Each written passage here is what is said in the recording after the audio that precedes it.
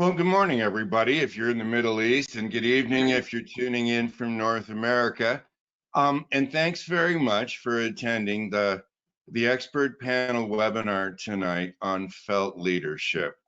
For those of you who are just attending for the first time, the whole idea of these expert panels was to be able to give you a, if you will, a much more of a perspective from reality versus just theory. And when it comes to things like should you have zero harm in your mission statement or not, it's easy enough, if you will, for an academic or a philosopher to give people their advice at a conference, but they don't necessarily have to live with it. The people that we have on the panel have to live with the decisions that they make. And so, as I said, the idea here is to give you a bit more reality versus just theory. Now, we've been doing a number of these expert panels so far, and Salman, I can't tell you how glad I am to see you there. So glad you could make it. And I'm going to introduce the panelists in just a second, everybody, but let me just introduce the topic for tonight.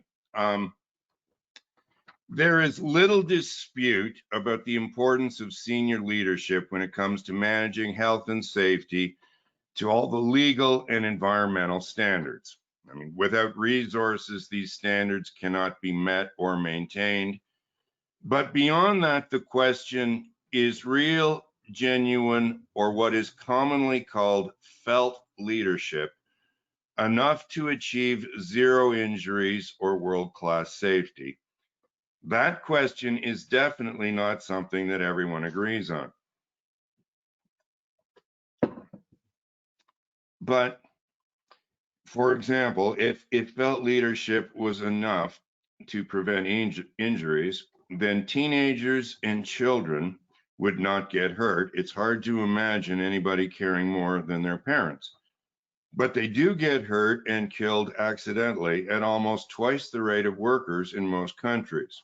So where does personal safety and safety skills, safety related habits come into the whole thing? What about critical decisions that can be compromised by rushing, frustration, fatigue, and complacency, or a combination of those states? What about 24/7 safety? How much does leadership have to do with that? And one of the questions that I'm just dying to ask Ahmed and Salman, and also Abdullah as well too, is felt leadership enough to actually get the message to the contractors out there if you're running major projects? So, can you get it down to the shop floor? Can you actually get it out to the contractors? And at some stage of the game, I think we would all agree, you can't do the looking, you can't do the thinking, and you can't keep somebody's balance for them. So at some stage of the game, obviously, there is a personal responsibility for all of this as well. So if I could, ladies and gentlemen, let me just introduce the panelists here. In my screen, lower left-hand corner is Ahmad Khalil. He is the director of EH&S for Bapco Bahrain Petroleum Company. And Ahmed, thank you very much for joining us again. Top left-hand corner is Abdullah Al Marzouki. I sure hope I pronounced that correctly, Abdullah. That's good. You did a And good job. Abdullah was the Health Safety Environment Director for Abu Dhabi National Oil Company. Just recently retired a couple months ago, and pretty much I've got him working almost every couple of weeks doing one of these webinars for us somewhere. So I won't ask you how your retirement's going, because pretty much you've been working since I've known you. Dr. Wada Ghanem is in the lower right-hand corner. I met Dr. Wada at a conference in Prague, and then again, he was the moderator for an expert panel I was on at the Gas Association conference in India, and then again at a conference in Kuwait. He is the Senior Director of Sustainability, Operational, and Business Excellence for Enoch. But he also has a consulting business that he works with directors of big multinational public companies, counseling and consulting with their boards of directors in typically around high reliability organizations. But I wouldn't want to just limit you at that, Dr. Wada. And Salman Abdullah is the director for I'm gonna get this right, Salman. Health and Safety Director for, I think, the largest aluminum company in the world. And if I got this right, 7,000 people in the Emirates at 2 locations that you are responsible for. That is correct. 7,000 direct employees and over 2,000 contractors. Oh my goodness. 2,000 contractors. So, okay, make sure. I definitely want to ask you the same question about the felt leadership. You know, can you get it down to the contractor level? So Ahmed, if it's okay, let me just start with you, if it's all right. Okay, so basically, is good leadership enough for safety excellence, or is that just a start? And I'm going to ask everybody, Ahmed, just sort of quickly, just to sort of give everybody a chance to sort of get their sort of 2 cents worth in about that, and then we want to get in a bit deeper in terms of what do your leaders actually do. So, just give us, if you will, what you think from 50,000 feet. Do you think felt leadership is enough for safety excellence, or do you think it's just a start? I definitely think it's, sorry, good afternoon, good evening to all of those that are listening to us around the world. And thank you very much, Larry, again, for inviting us to this panel. I really enjoy this because I learn a lot during the panel itself from everybody here in the panel.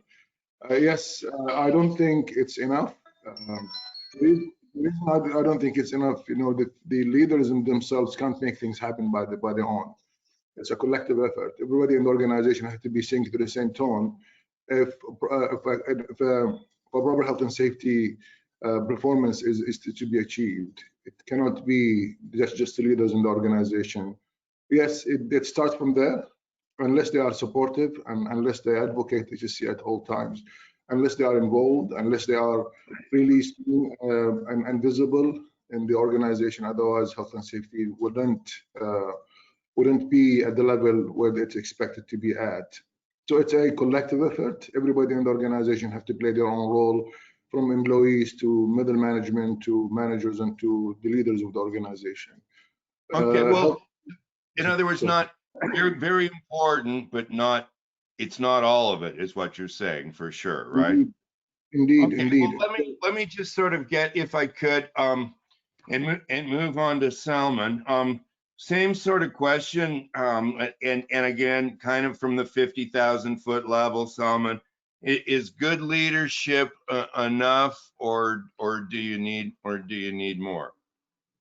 Larry, thank you very much, and hello again to all my friends and colleagues. And as Ahmed said, this is a great learning ground for all of us. Now, about the leadership, I mean, this happens to be, Larry, part of my doctorate study in safety critical organizations, the role leaders play, and how does it take us to the zero harm. This is the last mile, the last kilometer, if you like, where the leadership has make a difference. If you have equipment which is not designed properly, the leadership will not shine. If you do not have fundamental training of the shop floor, the leadership will not shine. And if you don't have a proper safety management system, it will not shine. When you've ticked those 3 boxes, and what Dr. Wada calls a high reliability organization, what I refer to as safety critical organizations, you have to have those prerequisites. Once that's out of the way, I have studied numerous cases, and you guys can read up on 737 MAX tragedy. They have the best safety management system, they have the best trained people, and they have the best equipment. what led to 737 MAX was a complete collapse at the leadership level. Okay, and I don't want to explain this here. I'm happy to share the data with you but guys. I definitely want to get in. Oh, and I agree with you too. I learn a lot from these expert panels. So it's the last mile where we spoke about zero harm previously. You have to take these prerequisites, the safety management system, the training and development of competent people, and your equipment has to be risk-free, not that it's blowing up and has risks to it. Get that out of the way, and then the last mile to the zero harm is pure, complete, and totally down to the leadership. And that is enshrined by all the wise men in the 45,001. 45,001 must say, get this stuff out of the way, and then it's the leadership. Ahmed, I think it's those three things, but I think what you also said that was really important is that the leadership group can also be like the Queen of Spades or the Kiss of Death too. In other words, you can have those three things working well. Yeah. And they can completely ruin it. Or you get a disingenuous leadership group and the thing crumbles. The thing crumbles from within. And again, we're sort of looking at a disaster from the outside in, going, how'd this happen? Okay, Abdullah. I know you also had very good and supportive management. And I don't want to get too far ahead of when I'm interviewing you on the Larry Wilson live show, because I'm dying to hear about this. But when you first started 40 years ago, did you have good leadership support? And where it was when you left did you feel confident that they were going to carry forward the way you wanted them to? Well, Larry, thank you. Assalamu alaikum, and good morning, good afternoon, good evening to all of you. And I think, Larry, you have done a great job creating this platform for us to share some of our experience and best practices with our colleagues and industry, which is fantastic. I want to touch a little bit, before I answer the question, touch a little bit about the leadership. For me, the leadership is very, very critical role in any organization. Leadership, if they are engaged with the workforce in terms of commitment of their time and commitment of the budget. So those are the two critical things. But as my colleague, they were saying, yes, is not the entire what is called the entire solution, or leadership by itself is not enough. It starts from the leadership, it starts from the board of directors, all the way to the guys at the sharp end. So it's a journey that everybody has to be genuine and everybody has to be engaged with it. Okay, well, look, I'll come back to you then, Abdullah, and ask you just a bit about the history and also what you did that got your leadership group as engaged and as involved as they were. Dr. Wada, let me come to you. You can take this question however you'd like, but so many changes. You got a lot of international consulting engagements with large public companies. You're advising the board members. What works best for those leaders?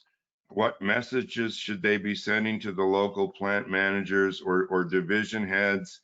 And I don't want to be too prescriptive with the question, Wada, but just in terms of at that senior board level, if they're trying to change the culture of the company, what is it that you tell them they need to be focusing on and doing? Or if you were giving them their priorities to focus on, how would you go about it for them? Okay, well, assalamu alaikum and good morning, good evening, everyone on board. special hello to my brothers here online. Always good to see you guys. I think this is quite a good meet for us.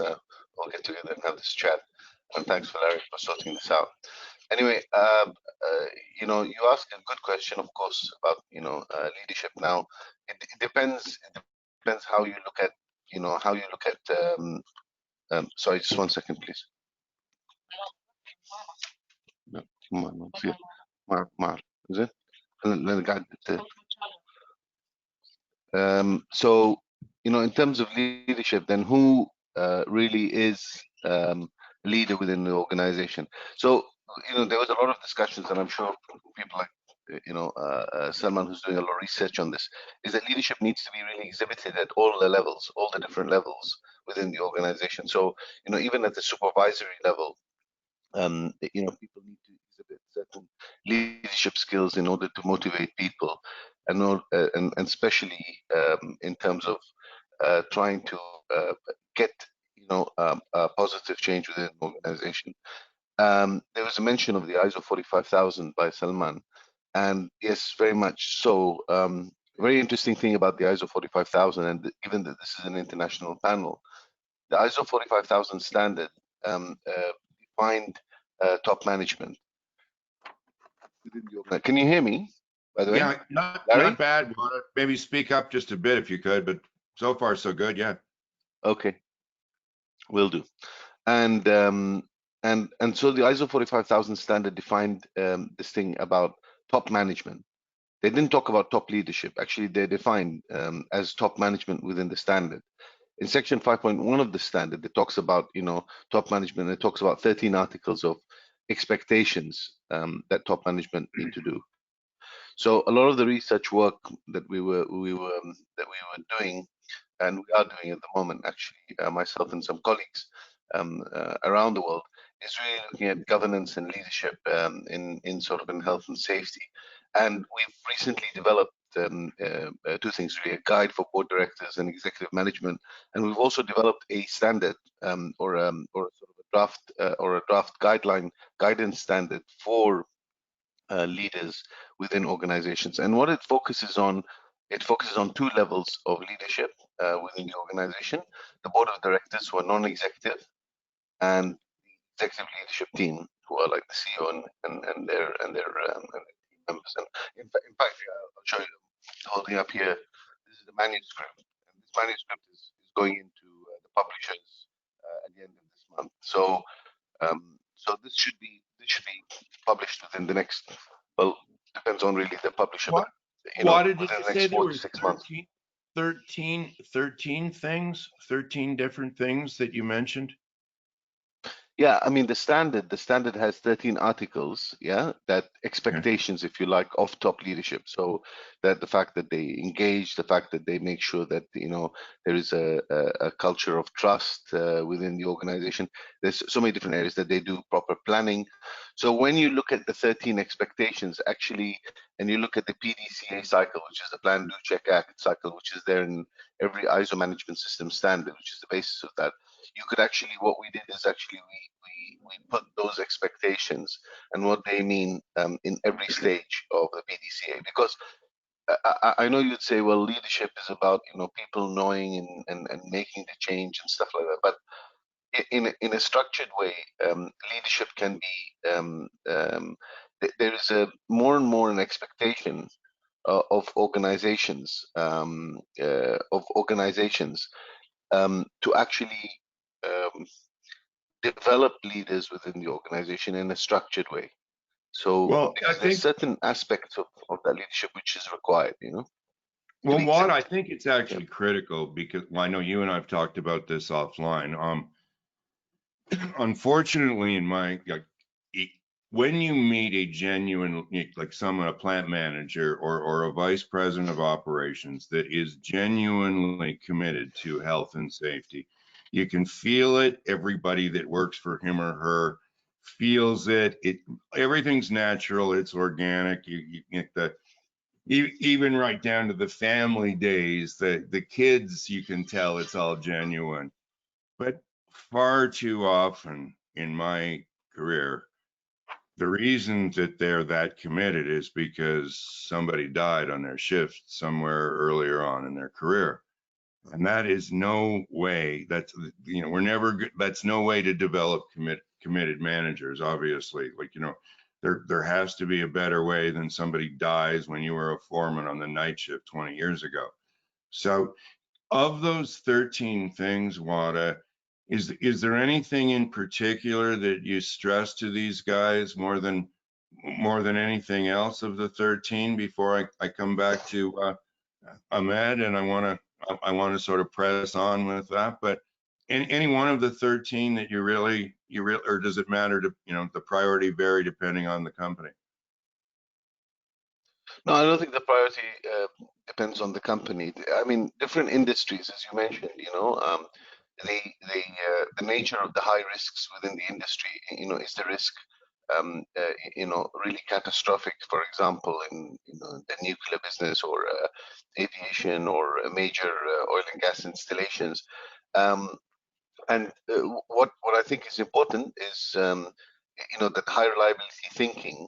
And in high reliability thinking, we talk about something called chronic unease, you know, the chronic unease within the leadership. So if you ask me, well, what's the single most important thing that they should understand, is that leaders have to be engaged, and they have to be chronically unease about, you know, and never come in during any day and think that, oh, you know, everything's going to be fine, and we are 100% safe, because we're not 100% safe. We're never 100% safe because we're operating.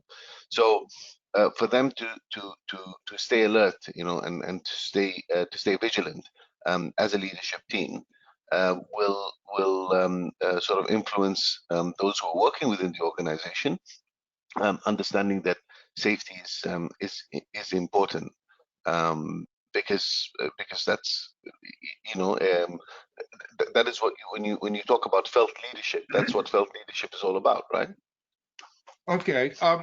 Well, I mean, I think it's, I mean, certainly, you know, starting the career in the whole DuPont thing where almost everything was considered to be a failure of leadership, the way they sort of were institutionalizing it. And so, you know, and I didn't necessarily, you know, have a lot of objections coming from Hollywood for 5 years. So I kind of went with the party line for a while. But as soon as I started having kids, I mean, no matter what me and my wife did, we couldn't stop them from falling and banging into things. And, you know, like, and you realize, okay, it isn't just about concern, obviously, because no matter what, you also see that you also see the lack of skill. So, Ahmed, let me just ask you, can you get the message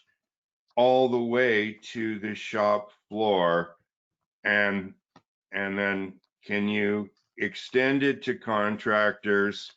And I'd love to come back, if you know, if we got any time, come back and talk about some of the strategies or some of the things that you've done on a practical basis. But whatever you like, I'd love to know if you actually can get it down to the shop floor in an operation your size, and with so many transient contractors, how much of it can you get out to them?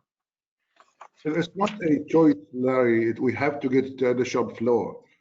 If as I said, if you want to create the right safety culture in the organization, you have to get everybody involved, whether if it's contractors or the employees of the organization. And for that exact reason, we created a set of matrices, for a matrix for managers, for supervisors, for employees. And this matrix, or this performance matrix, we measure on a quarterly basis to see whether managers, general managers, superintendents, and supervisors and employees are actually complying to it. And this matrix is, we include things like, for instance, did the manager have his monthly health and safety monthly safety meeting with his superintendents and subordinate? Did the supervisor actually meet with the employees on a monthly basis to discuss safety issues? Did they do their safety tours? Did they do their safety inspections? Did they do their permit audit? There are probably a dozen of those items that we list as criteria for each of the managers and each of the department to comply with on a monthly basis. And we gauge that accordingly, and it's based on their performance, whether if they were able to do those items that are mandatory. They are not something that they want to do at their own time. They have to do it on a monthly basis, and it get gauged and measured by us. We actually in HSC department go to each department every month and verify that those activities are actually conducted, to the extent where we go and speak to employees and contracted employees to see whether if they were involved in those discussions or they were not involved in those discussions. So yes. Excellent. Okay, excellent. So you're actually you're going out and verifying a bit of the quality. I mean, I don't want to go so far as to say that are they putting heart into it when they do it, but a lot of safety activities, that is huge, right? I mean, certainly like observations or, one-on-one kind of conversations, things like that. Obviously, if everybody's just going through the motions, it's not nearly as effective as people actually, are doing it because they believe in what they're doing. So going out and actually auditing what they're doing as well. There was another thing that you mentioned, Dr. Wada, that I should have summed up before too, that I thought was really important, and that is it's leadership at every level. Like it's at the first line supervisor level, at the middle management, at the plant management, and obviously at the executive, because if you actually want any traction on the shop floor, you're going to have leadership at the supervisory level to get it. So I thought that was another excellent point there. We recently, Larry, we recently have achieved the 30 million milestone for the project. And this is, as I was saying in the previous discussions, we have now around 10,000 plus contractor employees at site. And those kind of achievement we wouldn't have been able to achieve it if it wasn't for the engagement of every individual in the organization, shop floor employees and senior management and middle management. So again, I emphasize the word collective effort. It is everybody have to be singing to the same tone. Otherwise, if people are managing health and safety in their own way, you will never be able to create the kind of culture you'd like to create in an organization, especially in the oil and gas industry. But you're also, Ahmed, you're also doing it around a focused activity. It's not like you're just having everybody going out and beating the drum and doing the trumpet and waving the flag and I love safety, rah, rah, rah. You're actually, it's around focused activities that are actually going to move you in the right direction. So I think that's an important point as well too. In other words, it isn't really about the trumpet playing. It's about the putting some heart into the proactive efforts, right? I think that's much more than getting up on the soapbox. Wada, you were going to say something earlier. Sorry. Yeah, no, Larry. What I was going to say is that in one organization that we were talking to the CEO, and we were doing actually some research work with regards to their their leadership model or their organizational leadership model. So not so much focused on safety. This is an organization which is in the supply chain, more kind of supermarkets. And it was interesting, because we did some research by interviewing the CEO, and he said the most important thing for us is that there needs to be a purpose-driven organization. So for us, as long as if something is important, for example, customer centricity, is important. Yeah, it's critical to us. It's very central. Empowerment, is central. It's all part of that purpose-driven organization. So if you're able to sell safety as a real component, and that's where the felt leadership comes in. I mean, this is my interpretation of felt leadership, is that when leaders actually go and talk to other people within the organization, when anybody talks to another person in the organization, you actually feel that safety is such an important and core value, which is fully integrated within the organization. It's not something which is, superfluous to the whole organization, and that, safety is like a second coat of paint or a third coat of paint.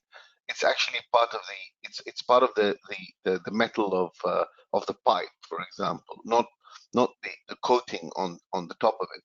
And well, and I know, but I mean that's why I was so encouraged to hear that, you know, you're doing things, you're talking about cultivating the leaders, that as opposed to, you know, the ones that are really genuine, you know, got that way because something really bad happened to them. You know, that's not exactly, Well, you don't need to. a lot of good leaders. Yeah, Especially, I don't think leaders need to so necessarily. many of them come from finance, you know, like in terms of CEOs and things like that. So they're a lot of them won't have had somebody die on their shift, you know, in the accounting department. And so they're not likely going to have that internal compassion nearly as strongly because of something bad happening to them before. But I think if you can get across to them that, you know, there's lots of better, like a lot of business leaders think that safety is just a cost of doing business. They don't really think of it as an opportunity for safety excellence. Although I'm getting ahead of myself in one of the future webinars, guys, because that's, you know, good safety is good business. Why does excellent safety equal excellent business? And I think a lot of leaders don't really know. They just know it works for them. But anyhow, Salman, let me get back to you here. How does your leadership group make their influence felt? This is just your opinion, but what's worked the best for them? And just if you want, the challenges with so many people, you know, at the two sites.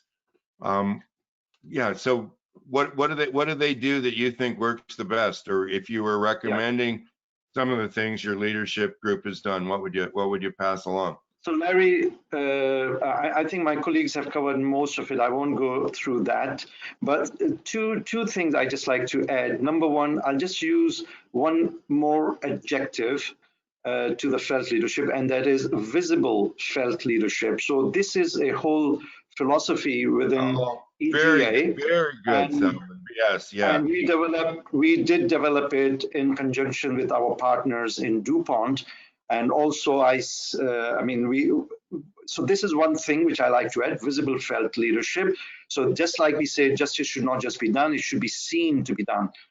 So get out there, get to the shop floor, and we try and avoid the term audit. We rather go and listen to the shop floor with open heart, and we always end up the discussion with the following question. Is there anything we can do to make you safer? And that is not like just a question to close the session, but you have to be absolutely genuine. The senior leadership, the senior management, when they're on the shop floor, they always finish, what else can we do to make you safer? And the commitment is whatever they ask from the safety perspective, before you come again to the shop floor, you must deliver it. And we have tried this, and I have a case study which is actually posted on LinkedIn on how using this is a flavor of servant leadership, if you like, and we kind of got it mentored on it from Dr. Dominic Cooper. And you always end your sentence, what can I do for you today? And you have to deliver that from a safety perspective. And we think that has gone a long way at EGA to contain and move the organization towards a zero harm vision. So I hope I address your question, what do we do at EGA? So it's visible felt leadership, and always end with this question. Well, okay, but would they be more one-on-one in terms of, you know, going out on the floor? Would it be more at meetings in front of a group of workers in terms of how do they achieve the visibility, Salman? So one part is, as I mentioned, on the shop floor, the team has to be there. The other ones are through your operational meeting, the agenda. You have to demonstrate. And one thing which I'm studying and looking at when we're talking about zero harm is authentic leadership. And there's a prerequisite of what, it's not just an English word, authentic, in the dictionary, but there's a very clear construct in academia of what authentic leadership is in terms of safety. And the two prerequisites, number one, you have to have a moral compass and a solid set of values, so that under no business scenario you are compromised by the financial or the market pressures. And that is always on, the always 24 hours on, like a parent. There is no way you can question a parent's authenticity and their moral compass for their child. That has to be part and parcel of the top leadership. If you don't have that, then the case studies time and time and time again shows under financial pressure, people go for the financial decision and it always ends up in tears. Yeah. I agree. I agree with everything you're saying. I also, though, again, like I said, there's a point too where you just have to acknowledge that you cannot keep someone's balance for them. You can't keep their grip for them. You can't do the looking and you can't do the thinking for them. So, you know, you can enable them, you can train them, and you can certainly do what you can do. But just like with your kids, no amount of concern is going to stop them from getting hurt as they're growing up, despite your ability to, you know, try to bubble pack your house or whatever. So I think there's got to be a handoff, if you will, but in order for anybody to take the baton from you, first of all, you've got to be credible and genuine. And I also believe you've got to have more to hand off than be careful, or try to be more careful next time. Okay. So that, you know, the sum total of the advice that your grandmother could give you is be careful, or you shouldn't have been doing what you were doing in the first place. And you can look at an awful lot of safety as being a derivative of those two very things right there, right? And obviously, if they had something better to pass down to us, they would. So I think part of it is that you've got to be credible as a leader, but you've also got to give them useful tools, useful activities, things that they can use to help themselves as well, like Ahmed was saying, because otherwise it could just be a lot of spinning. How about with all the contractors, Salman? Can you get the message out to the contractors as well too? And do you go out and talk to them like Ahmed does to make sure that they're getting it? I mean, particularly with the directly supervised contractors, because they are part of our team. They're supervised by us. And so there are different type of contractors, Larry. As you know, there's a greenfield contractors, but I'll talk more about directly supervised contracts. So we treat them and be visible to them just like you are with your own employees. Now, there is a part of it, because their management is a different line, we engage with their leadership. So our leadership engages with them, and we have an awarding system. And it's very important that they recognize that this is a core value in which organization they're doing a business. This is a condition of the contract. If you as an employee want to work in this place, this is a must-have condition of the contract. And the same applies for the contractors. And through the visible felt leadership program, we engage with the contractors on the shop floor as well, just like we do with our own employees and our own supervisors. So we do not differentiate the shop floor, who is a contractor or who is our own employee. They are on our side, and they are 100% beyond any shadow of doubt our responsibility. Okay, hey Salman, so do your leaders actually go and meet with the leaders of the contracting companies before they get the contract? Before they actually get the contract, just to talk to them? And no, not before the contract, but once they are part of the family, once they've gone through the the shenanigans of going and getting a contract, and in particular in the greenfield contracts, when you're installing a new turbine or a new pot line, there is constant meeting almost on every 6 weeks basis where we call them in front of the crowd, their people, other contractors. I mean, some of these meetings have over 7,000 people in the open. I mean, this is pre-COVID times. I can send the team here the photographs, and we invite the big contractors who have achieved the KPIs and their leadership on the stage, big handshake, and we give them the trophy. So it's extremely visible, and it's visible to those who are winning, and also an incentive for the people that you could be next. You need to meet your safety target. And by the way, it's not on time scale that you have achieved it so much faster. It's only purely on safety achievements. Wow. Okay. Okay. Well, that very not just very interesting, very encouraging as well too, you guys. Well done. So, Abdullah, with so many changes happening to large corporations these days, is it possible for them, the employees, to really feel the commitment to health and safety that the leadership group has?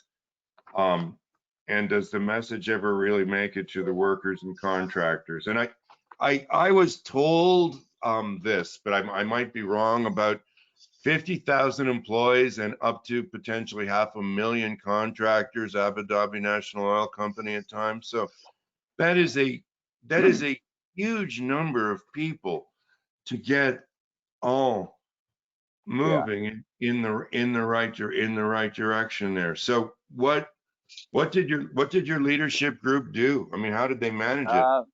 Larry, I think this is the time where really they felt, and as Salman was saying, the visible leadership role is required. Now is a crucial time because of the price of the commodity, because of the COVID that we are facing, because of the insecurity of having the job security and what have you. So now is the time really for the leaders to be visible, for the leaders to give the commitment, for the leaders to talk to the workforce, that they can comfort them, give them the right message, so the wrong message does not get cascaded. Because by the time certain decision is made, by the time it reaches to the guys at the shop floor, it's totally different message than what you really want to convey them. I want to share with our audience, what we have done is similar to what Salman has described. This is way back, around probably 10 to 12 years back. We have set up what we call it high profile tours that we had. You talked about the finance guys, you talked about the HR guys, you talked about supply chain guys. What we did, we made sure the people that they are supporting the operation, they go to the fields. Because in the past, what was only the operation people, the maintenance people, those are the ones basically we felt that this is their responsibility. But your HR plays a key role. Your finance plays a key role. Your government relation plays a key. So what we have done, we formed this team across the organization, and we had to give them a set of training that when they go to the site, when they talk to the people, as Salman was saying, they know what kind of question to ask. They are there to support them. They are there to help them. Even we made it mandatory that the guys, they go and spend the night there. Don't go in the morning and come back in afternoon or evening. Go spend the night in the fields. Go spend the night with the contractor camp. That's where, go to gym with them. That's where all the information comes out. When you're dining with them, when you are sitting in majlis, when you are sitting in playing snooker with them, so those are when people they open up. By management, I helped a guy at this conference in Russia well, he just wanted the same thing at the gym I did. And when I was done, I said, I'm done with the pull down machine if you want it. And I ended up getting to make a presentation to his headquarters in Moscow. So you never know, right? Sometimes those little conversations are really important, but the getting out into the field, I think that is key for the visibility, certainly.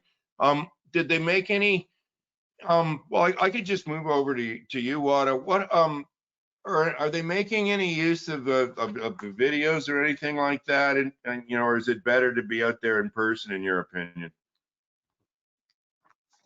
And In terms I mean, of Larry, the leaders, I mean, now that there's a lot more video conferencing and stuff like that, I didn't put the question on the sheet. I was just wondering whether or not leaders are using a lot more video conferencing to sort of get the message across, if you will, the concern for health and safety, or are they still mostly trying to get out in the field in person?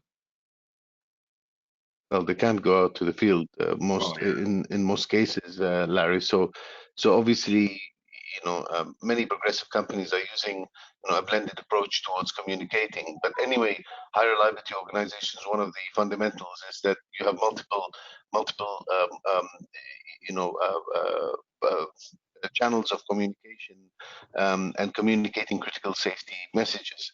And I want to go back and maybe touch upon this whole issue about the difference between leaders who sort of really understand and leaders who care. When you say that, okay, well, a lot of the people who are there sitting on say, the board of the company or the executive leadership team, they come from a more financial or marketing background and not from an operational and definitely not safety background. So there's a difference between knowledge and there's a difference between care. I think what Salman was talking about is that moral compass. It doesn't matter what you were educated in. If you're a finance person or you're an operations person or you're an engineer or you're a non-engineer, whatever, you should have a moral compass, regardless of what you've studied. This is something which is more fundamental to you as a sort of a human being. But how do you get that though, Wada? How do you get that moral compass? You get brought up with it, Larry. Yeah, I mean, either Well, your parents instill that. Yeah, okay. That's So where I either was your getting. parents. Yeah. Can you cultivate it though? Can you, like, if somebody doesn't have it naturally, is it teachable? No, I mean, it's not. Yeah, I mean, it's teachable in as far as an organization which has that kind of high value and puts more. So let me put it to you this way. People who work with certain, let's say, I mean, a far-fetched example, a charity organization, right? People who work with the charity organization are not generally profit-driven people. They're not people who are, high-performance marketing people. And however, they have some skills, and there are people who actually have got very good skills in finance, very good skills in marketing, very good skills in operations, who decide, at some point in their lives to go and work with more not-for-profit organizations because they believe that they want to have an impact on society and stuff like that. So that's why I'm saying there is a difference. However, if you as an organization, and I don't want to mention names of organizations, but there are organizations around the world, very big ones, where you know that, look, if you work with this organization is known to be lean and mean and they're high performance and this and that, and and there's other organizations who are known to be people before profits, and people are very, very central to the organization. The organizations I was mentioning, the supply chain that we did a bit of work with, it's very, very interesting because the CEO himself and a lot of the people who have been working in that organization actually come from the organization. And I mean that, but that organization hardly ever employs people from outside. The company continues to grow and it continues to create opportunities from within the organization. So a lot of the people who are there have been in that organization for at least 8 to 10 years, and they get the opportunity to grow within the organization. There's a value set within that organization which they carry with them as they grow within the organization. Yeah, I mean, you can't. I think it's difficult to Well, that's install. one way. Promote Yeah. from within certainly is one potential strategy for No, it. if it's a value, no. So let me just finish, Larry. So if you, for example, promote people and give them bonuses or whatever, give them promotions, give them a recognition within the organization when they perform well, right? When they perform well, because you're a cement factory, so the more cement bags you get out of the door, you're performing better. But if you've killed 5 people in the process of doing that, and then you're still rewarded, then you are reinforcing a behavior, of the leadership team. So so it's less about, well, can you take a leader and then install, instill a moral compass or morality in them. They come with that morality. However, the organization definitely, puts weightage on certain values, right? So if safety is a serious value within the organization, the people within that organization, they understand that they don't get promoted, they don't grow within that organization. Those people who don't care about safety probably won't last in that organization, because if they don't get fired, they're definitely not going to get promoted. They're not going to grow in that organization because their values and the value of that organization are not aligned. I don't know if my friends here. I don't want to sound too cynical either, or make it sound like North America's not that great, but my theory is either somebody is genuinely committed. By the time they get to vice president of operations, they are either genuinely committed to health and safety and they believe in it, or they have learned to play dodgeball and delegate like a pro.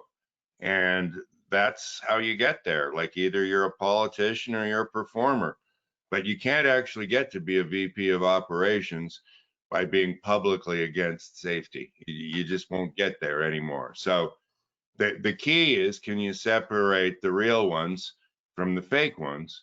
And typically, like I said, unfortunately, too much of my experience, the real ones, the reason they're real is because something real bad happened to them somewhere along the line. But to get back to it, though, when you've got good leadership, it certainly sounds like not only can you get it to the shop floor, even at a very, very big organization, but it also sounds like Salman and Ahmed and Abdullah, you guys were actually successful at getting this right out to, well, I don't want to exclude you either, Dr. Wada, at Enoch, to the contractor level as well, which I think is really quite commendable.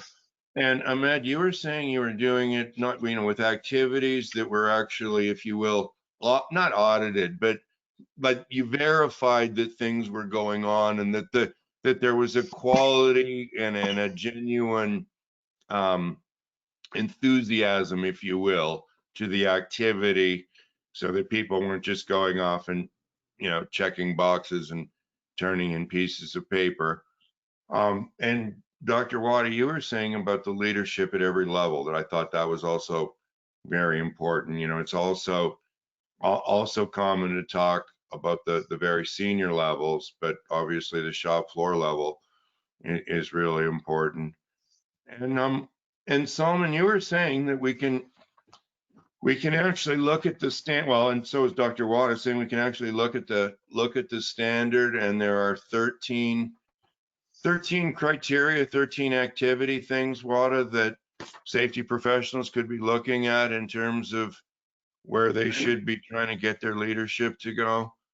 I have sort of one open question. It wasn't on the sheet, everybody, but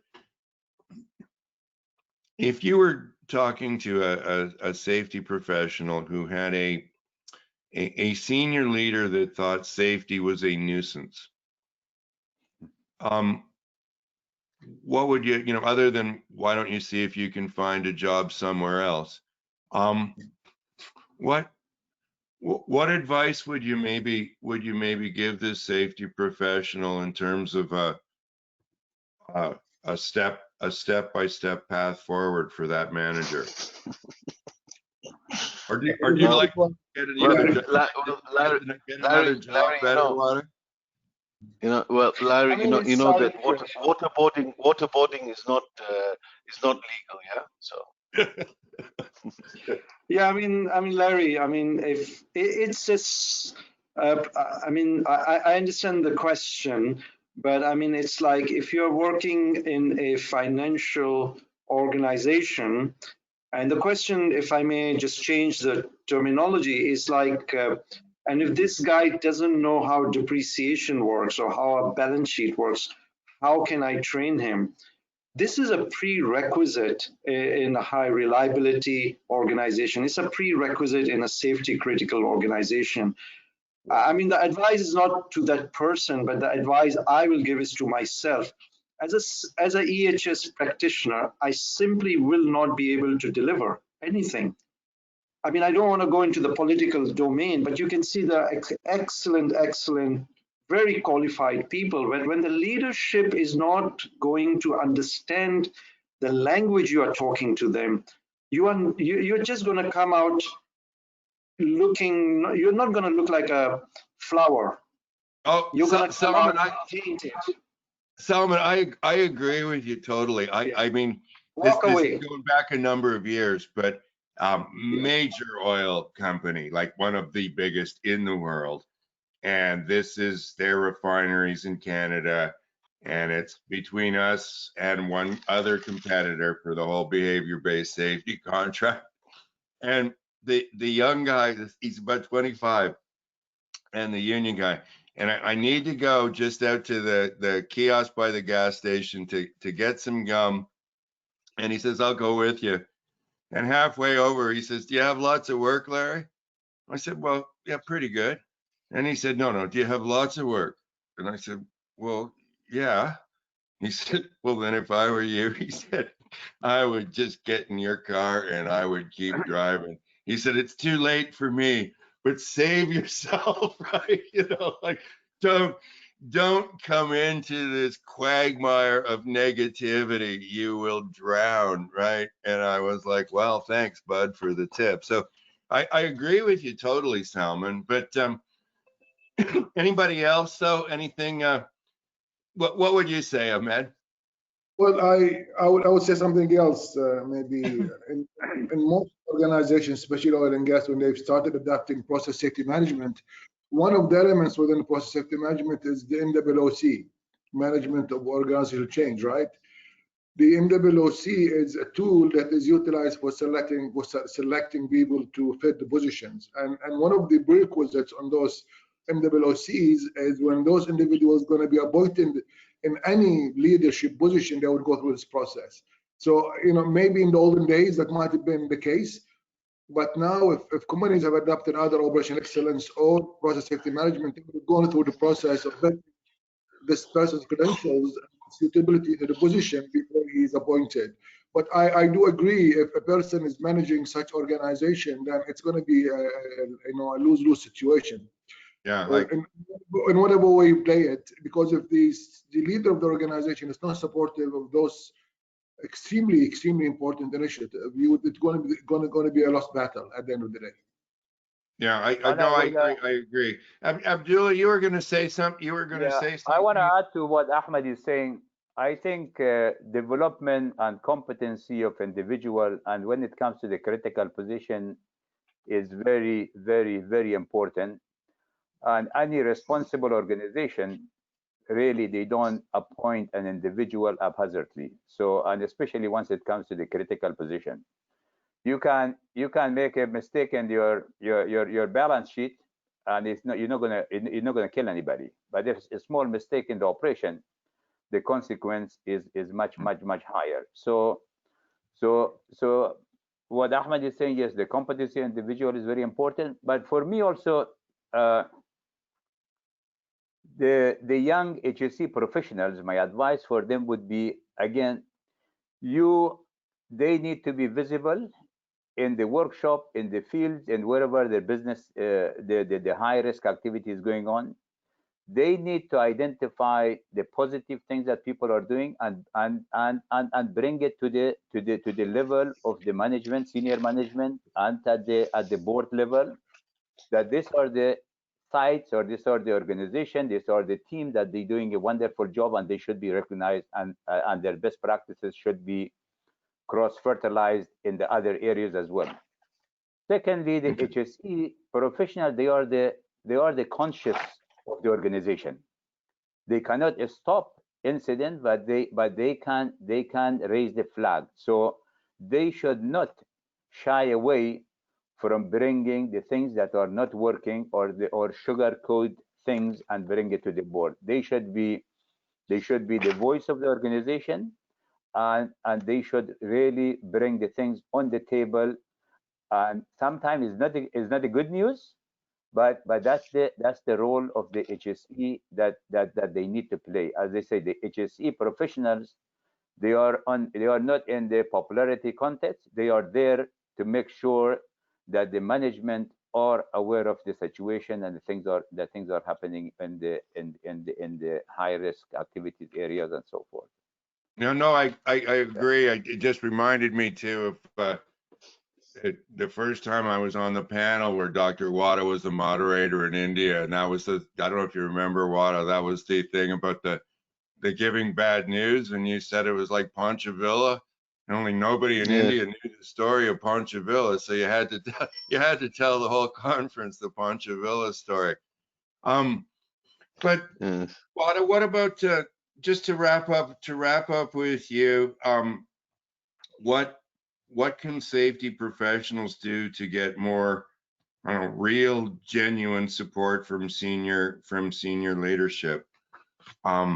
And I'm sure you meet lots of guys too, like I do, where I'm going, oh God, this guy, like, you can tell they don't care. Like they're kind of trying to pretend they do, but you can see through it pretty quickly. So, but what would what do you sort of tell safety professionals, or what advice would you give any of them in terms of trying to, how to get more the real McCoy out of their managers? I mean, I think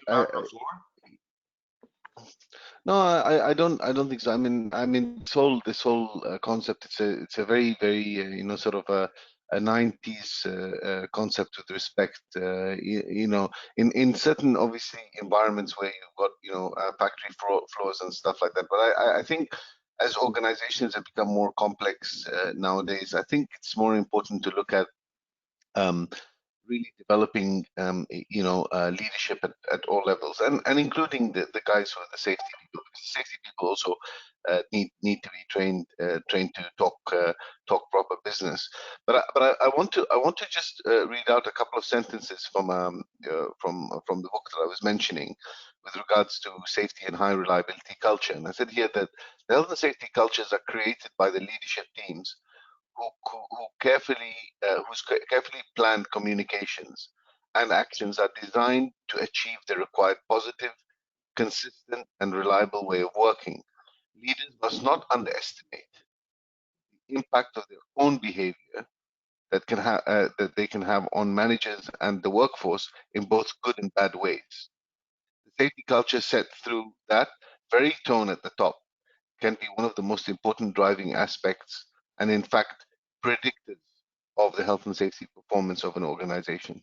So I think leaders, again, because we're talking about felt leadership, I think that leaders have to understand, and I think sometimes we forget, like when we're behaving in front of our kids and stuff like that, we have to understand that actually it's not what we're saying to them, it's how we behave in front of them. And I think leaders, and I think one of the things that good safety professionals should do is talk to leaders and tell them that, look, when you go out to the field and when you do this, when you do that, the workforce starts to see it this way, see it that way. So they should act very, like good counsel or a good mirror that leaders can stand in front of, and then they can sort of talk to them about their behaviors and how they influence people in the field. I think that that's really important when it comes to felt leadership, and obviously, as Salman was saying, authentic leadership as well, because your morals are not something that you sort of walk around. It's not like these 5-star generals who walk around with all these badges and all these medals and stuff like that, right? You don't walk around with a bunch of medals of your morals, right? It's really it truly is felt, and I think that that's something that a lot of safety professionals, sort of I don't think they lack the understanding of it. They lack at least the appreciation of. I don't know if my friends here would agree. Anyway, Well, I think though what Salman said, Wada, is that like if you take a manager out, say an employee shows you a concern, something that needs to be fixed, for instance, Salman. And then you go out, you get that thing fixed, and then you go out as a manager and you talk to that person again, and you start doing a bit of that. Pretty soon, people start talking to you because they know you're the plant manager and you can get things fixed and you can get things done. And they see that you're getting them done. And again, that visibility and those actions speak volumes, right? I think that would probably be what I'd say. Like, just get them out there. They've got great problem solving skills. Just make sure you get this stuff fixed quickly so they don't think it's just another story, and you'll likely get a fair bit of traction fairly quickly there. It's the trust. It's the development of the trust. Yeah, and also, you know, they're getting some action too, right? They're seeing some things happening. Gentlemen, I thank you first of all very, very much for the time and also for the insight. And I think we can certainly come back to some other aspects of leadership in some upcoming webinars. But for those of you listening, in another 3 weeks, we are going to do recordable injuries versus serious injuries, and why have only the recordable injuries come down? And this has pretty much been a global trend for the last 10, 12 years. And as usual, I have some theories. What else is new? But that's the first one. Let me get a drink here and get my voice back. The second one I mentioned earlier on in the show, excellent safety equals excellent business performance. Yes, but is it cause or just correlation? And again, I've so many plant managers that have said, Larry, I don't know. I just know it works for me, and that's why I push safety. This is the 5th plant I've been at. And once you establish that trust, everything's like water flowing downhill. But they don't actually know why. So it'd be great to have you guys chime in on that. The third one will be injury prevention strategies for young workers and old workers. And how do you deal with the 2 highest risk categories when obviously you can't have different rules or different procedures for experienced workers than you have for, you know, for inexperienced workers. And obviously the way you talk to somebody who's been working for you for 15 days is going to be a little different than the way you talk to somebody who's been working for you for 15 years. So I'd love to hear what you guys have done in terms of effective strategies for those 2 high risk categories. And then the fourth one in this series, which could be incredibly controversial. I know Wad and I've talked about this offline a number of times. Balancing just culture and accountability in the real world. And how do you make it fair? And I think you were telling me, Wad, about an academic that was telling you it always has to be results. It can't ever be activities. And obviously, there can easily be some arguments for that, especially if you've got small group sizes. So lots of potential, if you will, argument and I think a lot of potential depth if we could get into it, gentlemen. So hopefully you'll be able to make it for some, if not all of them. We'll be doing likely the same schedule every 3 weeks, everybody. Same time, 10 o'clock in United Arab Emirates. And again, thank you all very much. I really enjoy these conversations, you guys. And I find I'm learning a lot every time. So again, thanks so much on a personal basis too. Okay. All right. Night, everybody, or good morning. Have a good day. Okay. Bye-bye. Bye-bye.